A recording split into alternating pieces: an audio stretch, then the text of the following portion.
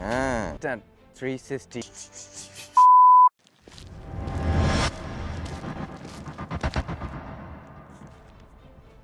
ဒါ instant 360 camera ဆိုတော့ဒီကောင်ကလွယ်အိမ်မှာတက်တဲ့ကင်မရာတက်တဲ့ကြိုးဒီနှစ်ခုတက် join ပြီးတော့ရိုက်ကြည့်ရအောင်ကောင်ကဒီကိုတက်လိုက်မယ်နော်ဟုတ်တယ်ကောင်ကဒီကိုတက်ပြီးတော့ရင်ကောင်ကတော့ဒီမှာပေါ့နော်ကြည့်ပြီးရင်အပေါက်တက်မှရမယ်နော်ပေါက်ဒါလေးကိုထိုးထည့်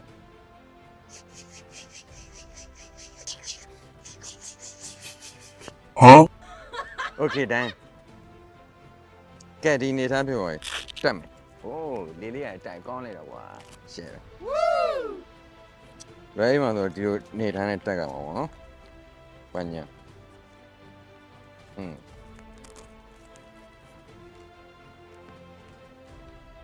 just လုပ်လို့ရမယ်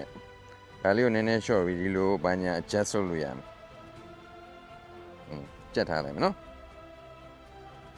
ကဲဆိုတော့ကင်မရာတက်မယ်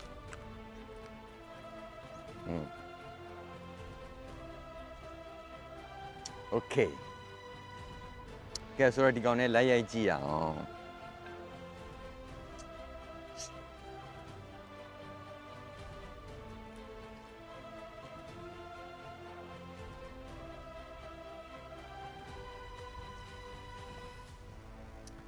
ကဲရိုက်ထားတဲ့ result လေးကိုတစ်ချက်ကြည့်ကြည့်အောင်